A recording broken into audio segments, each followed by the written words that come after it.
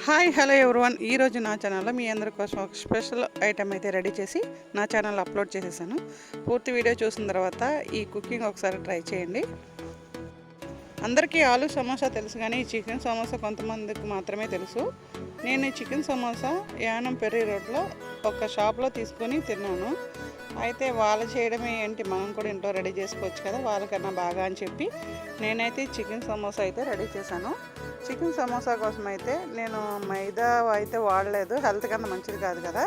గోధుమ పిండి అయితే తీసుకున్నాను. ఇలా ఈ గోధుమ పిండిని ఇందులో కొద్దిగా ఆయిల్ వేసి వాటర్ కొద్దిగా పోస్తూ, ఇది చపాతీ ఎలా అయితే చేస్తాం చపాతీ ముద్దగా ఆ రకంగా మనం దీన్ని ప్రిపేర్ చేసుకోవాలి. ఇలా చపాతీ ముద్ద ప్రిపేర్ చేసిన తర్వాత దాన్ని ఒక హాఫ్ అన్ అవర్ వరకు పక్కన పెట్టుకుని లోపు చికెన్ కర్రీ సమోసాలో ఏ రకంగా అయితే చేసి పెట్టాలో ఆ రకంగా వీడియో మొత్తం పెట్టాను, మీరు చూడొచ్చు. ఈలోపు చికెన్ కర్రీ కూడా ప్రిపేర్ చేస్తాను. చపాతీ ముద్ద రెడీ అయ్యేలోపు సమోసా కలర్ఫుల్గా రావాలంటే కొద్దిగా షుగర్ కూడా యాడ్ చేయొచ్చండి. అందులో మంచి కలర్ఫుల్గా ఉంటుంది, లేదంటే వైట్గా కనిపిస్తుంది కదా. అందులో కొద్దిగా సాల్ట్, అదేవిధంగా ఒక హాఫ్ టీ స్పూన్ మాత్రమే షుగర్ యాడ్ చేయాలి. ఇది ఆయిల్ కూడా కలిపి ఈ రకంగా ముద్ద చేసి పక్కన పెట్టాను. ఇది ఒక అరగంట వరకు అయితే పక్కనే ఉంచుతాను. ఈలోపు చికెన్ కర్రీ అయితే ప్రిపేర్ చేస్తాను. మీరు ఒకటి అబ్జర్వ్ చేయాలి ఫ్రెండ్స్, ఇది డైలీ మనం చికెన్ కర్రీ ఇంట్లో చేస్తాం కదా, అది అలా కాకుండా ఆనియన్స్ అయితే మరీ డ్రైగా కాకుండా ఈ కలర్లో ఫ్రై చేసి తర్వాత టమాటో కూడా యాడ్ చేసి అది కూడా ఫ్రై అయిన తర్వాత అందులో చికెన్లో స్పెషల్ పార్ట్స్ ఉంటాయి చూడండి, అవి అయితే నేను కర్రీ కోసం తీసి పక్కన పెట్టాను. ఇలా సమోసా చేద్దామనే ఉద్దేశంతో చపాతీ ముద్ద వేసి హాఫ్ అన్ అవర్ అయిపోయింది కదండి. ఇలా సమోసా కోసం అయితే ఇలా కట్ చేసి పక్కన పెట్టాను. అదైతే చపాతీ ఇలా చేసి సమోసా షేప్ చేస్తే బాగుంటుంది. ఈ లోపు కర్రీ కూడా పక్కనే ప్రిపేర్ చేస్తున్నాను. ఆనియన్స్ ఫ్రై అయినాయి, ఆ తర్వాత టమాటోస్ కూడా ఫ్రై చేశాను.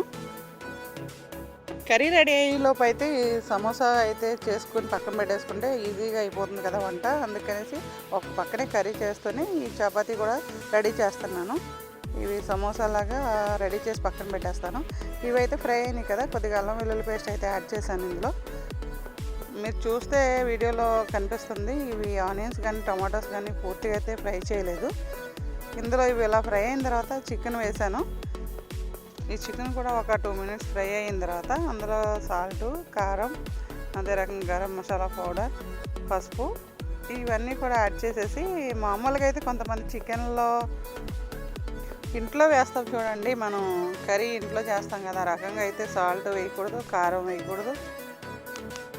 అంటే డైరెక్ట్గా మనం తీసుకుంటాం కాబట్టి దీన్ని సాల్ట్ కొంచెం తక్కువే వేయాలి. అదే రకంగా సమోసాలో కూడా వేస్తాం కాబట్టి అది కొంచెం మనం టేస్ట్కి సరిపడగా మాత్రమే సాల్ట్ యూజ్ చేయాలి. ఇందులో కారం కూడా ఎక్కువ అయిపోతుంది కాబట్టి కొంచెం తక్కువే వేయాలి. మనం ఇంట్లో వాడేదానికంటే అందులో ఒక 50% వేస్తే సరిపోతుంది. చికెన్ క్వాంటిటీని బట్టి మనం ఎంత కారం వేయాలి అనేది ఒక ఐడియా ఉంటుంది కదా, అలా అయితే వేసుకుని ఈ కర్రీ ప్రిపేర్ చేసుకోవచ్చు. కొంతమంది అయితే ఇందులో చికెన్ కైమా చేసి అవి బాల్స్ కింద చేసి సమోసాలో పెడుతూ ఉంటారు. ఇలా చికెన్ పీసులతోనే నేను ఈ సమోసా అయితే తిన్నాను. చూసారు కదా సమోసా షేప్ ఏ రకంగా రెడీ చేశాను. ఇలా చపాతీ ముద్ద వేసిన తర్వాత దాన్ని చపాతీ కింద చేసి దాన్ని సమోసా కింద ఈ రకంగా రెడీ చేసి పక్కన పెడతాను. ఈలోపు కర్రీ ఈలోపు ఇవన్నీ ఇలా ప్రిపేర్ చేస్తాను. చికెన్లో ఆ చికెన్ పీస్ ఉడికే వరకు వాటర్ అయితే పోసుకొని ఇది బాగా దగ్గరికి అవ్వాలి, అంటే జ్యూసీగా కాకుండా గ్రేవీగా ఉండాలి. గ్రేవీ అయినా కూడా మరీ బాగా ఎక్కువ ఉంటే కనుక సమోసా మళ్ళీ విడిపోయి ఫ్రై చేసేటప్పుడు ఆ ఆయిల్ అయితే కలర్ మారిపోతుంది. గ్రేవీగా కాకుండా కొంచెం ఫ్రై టైప్లో బాగా దగ్గరికి వాటర్ లేకుండా అయితే కుకింగ్ చేయాలి. ఇవి రకంగా చేయాలి, కన్సిస్టెన్సీ ఈ రకంగా వచ్చే వరకు చేయాలి.